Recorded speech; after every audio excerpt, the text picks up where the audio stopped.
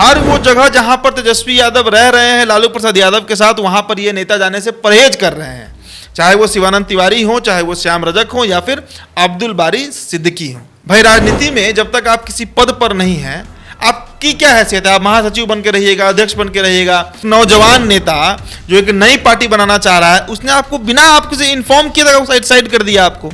तेजस्वी यादव ने थोड़ा ना बैठकर शिवानंद तिवारी से या श्याम रजक से इन लोगों से चर्चा किया होगा कि भाई हम इनको टिकट दे रहे हैं, आप क्या क्या। नहीं, ऐसा कुछ नहीं हुआ है। लालू यादव ना फैसले ले रहे हैं, ना उनकी पार्टी में चल रही है, और सीनियर्स लीडर को अगर साइडलाइन किया गया है तो इसका मतलब कि इसमें कहीं ना कहीं लालू यादव की भी हामी होगी। बीते दिन राजद सुप्रीमो लालू प्रसाद यादव का जन्म दिवस काफी धूमधाम से मनाया गया और इस दिवस का नाम दिया गया सामाजिक न्याय और सद्भावना दिवस।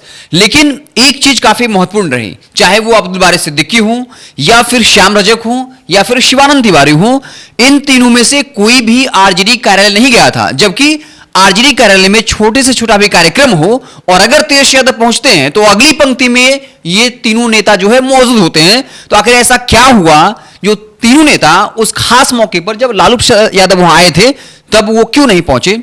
उद्धव जी, कल लालू यादव का जन्मदिन बहुत धूमधाम से मनाया गया, लेकिन अब सब लोग इस बात को लेकर चर्चा कर रहे हैं कि श्याम रजक हों, चाहे अब्दुल बारी सिद्दीकी हों, शिवानंद तिवारी हों, जब भी तेजस्वी यादव पहुंचते वो आते थे, लेकिन इस बार लालू यादव गए हैं, ये खास मौका था और तीनों वहां से अनुपस्थित थे।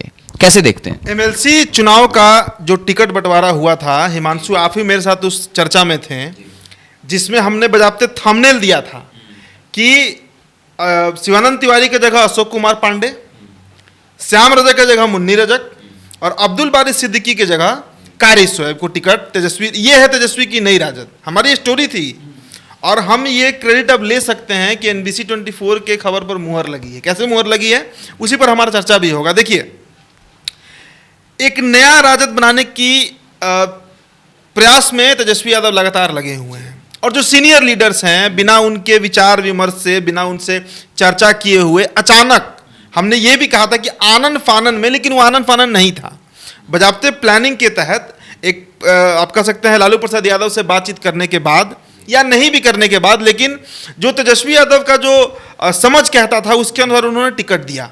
मुन्नी रजक को उन्होंने टिकट दे दिया, कारी शोएब को उन्होंने टिकट दे दिया और अशोक कुमार पांडे, रामबच्चन पांडे के जो पुत्र हैं, 30 साल से राजद के कार्यकर्ता रहे हैं रामबच्चन पांडे, दिनारा से आते हैं, रोहतास से, उनके बेटे अशोक कुमार पांडे को टिकट दिया गया। अब देखिए, हमने उसी समय ये बात कहा था कि इसे लेकर, चूंकि टिकट वितरण के बाद, आप कह सकते हैं कि टिकट के औपचारिक ऐलान के बाद, जब नामों की घोषणा हुई, उसके बाद जो एक बैठक हुई थी राबड़ी आवास में, वहां भी जाने को ये तीनों नेता तैयार नहीं थे।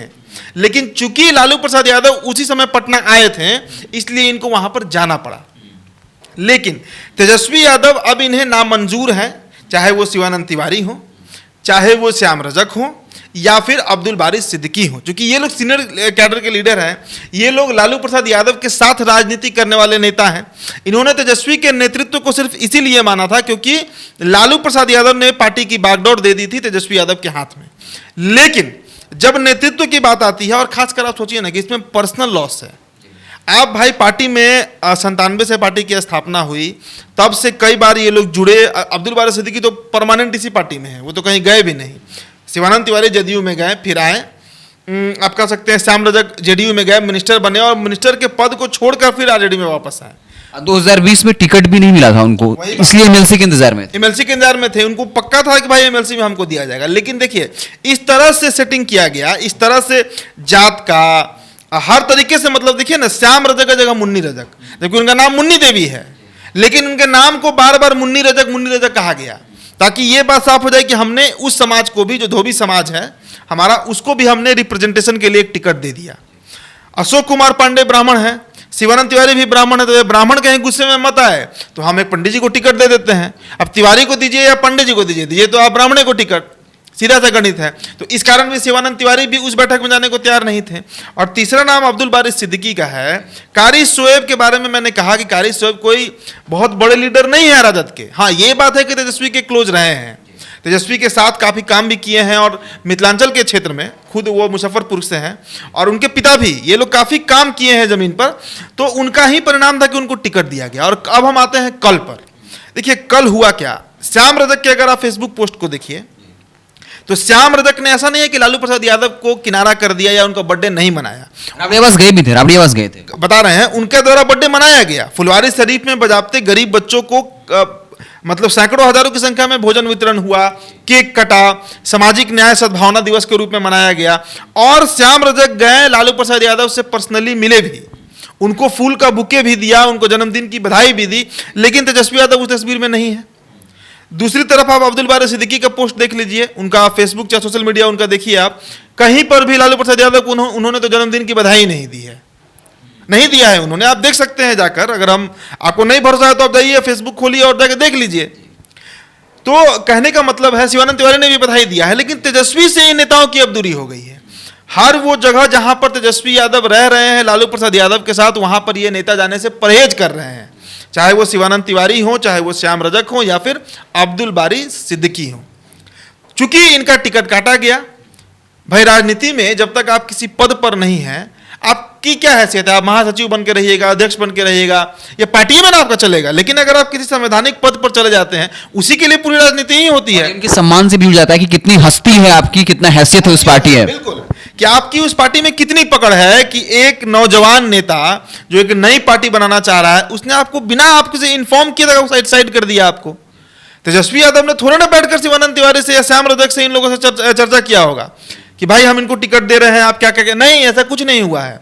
और एक बात और जो बहुत जोर शोर से चल रहा है, और इसके लिए आपने वो खबर भी चलाया था कि लालू प्रसाद यादव ने अब पार्टी के फैसलों के लिए बजाबते तेजस्वी यादव को वो पावर दे दिया, उनको बोल दिया कि भाई उसके लिए बजाबते पास हुआ पार्टी में कि अब सारे पार्टी के जो नीतिगत निर्णय हैं, जो पॉलिसी पर जो निर्णय होंगे, डिसीजन मेकिंग, उसमें अब तेजस्वी यादव को फ्री हैंड है।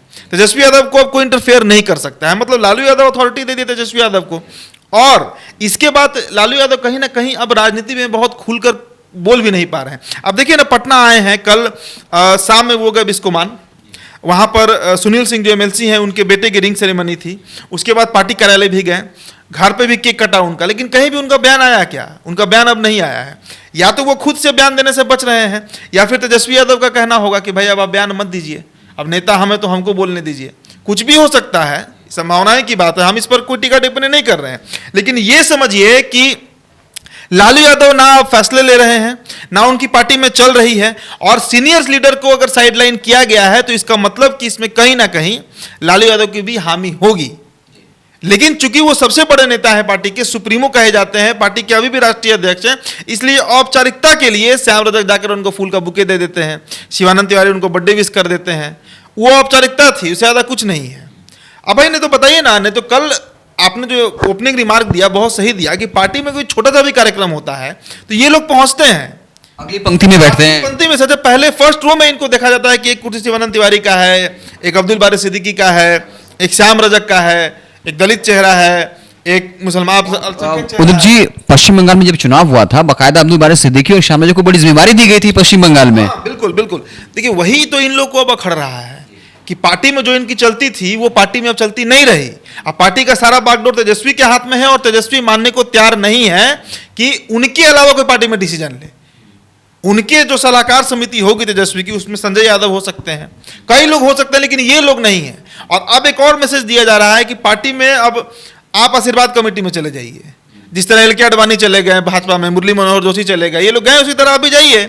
आपकी राजनीति हो गई भाई, 35-40 साल 50 साल से आप राजनीति कर रहे हैं, अब नए लोगों को जगह दीजिए। कारी शोएब एकदम नया लड़का है, अभी उसमें ज्यादा ऊर्जा है। अशोक कुमार पांडे नए हैं, अभी उनको ज्यादा ऊर्जा है। मुन्नी रजा की भी कोई उम्र बहुत ज्यादा नहीं हो रही है, मुझे लगता है देखने से तो 35-40 की लगती हैं। तो ये लोग नए लोग हैं राजद के, और इनको रिप्लेस किया गया आप ही की जाति के लोगों से। ऐसा नहीं है कि तिवारी जी के बदला में किसी महतो को या फिर किसी और को टिकट दिया गया, पांडे को टिकट दिया गया। तो वही बात का इनको शायद पीड़ा हुआ होगा, या आप कह सकते हैं खुन्नस होगा, जो शब्द कह सकते हैं वो कहिए, लेकिन वही कारण था कि ये लोग कल किसी भी आयोजन में सम्मिलित नहीं हुए हैं। यहां तक कि सुनील सिंह के यहां भी ये लोग नहीं देखे गए हैं कि नहीं हमको नहीं पता, लेकिन वहां भी इनकी तस्वीरें सामने नहीं आई हैं। ना अब्दुल बारी सिद्दीकी की आई है, ना श्याम रजक की आई है, और ना शिवानंद तिवारी की आई है। तो हमने पहले ही ये बात कहा था कि देखिएगा पार्टी में इसको लेकर जो आप कह सकते हैं जो उम्रदराज नेता हैं उनके द्वारा विरोध दर्ज किया जाएगा, और अब ये वही विरोध है। अभी शुरुआत हुई है, ये अभी शुरुआत हुई है। लगता है एक सवाल उठ रहा है कि अब्दुल बारी सिद्दीकी, श्याम रजक हों या फिर शिवानंद तिवारी, क्या उस तरीके से लगता है कुछ स्टेप ले पाएंगे? क्या फिर आरजेडी मना लेगी। क्या स्टेप ले पाएंगे ये बताइए।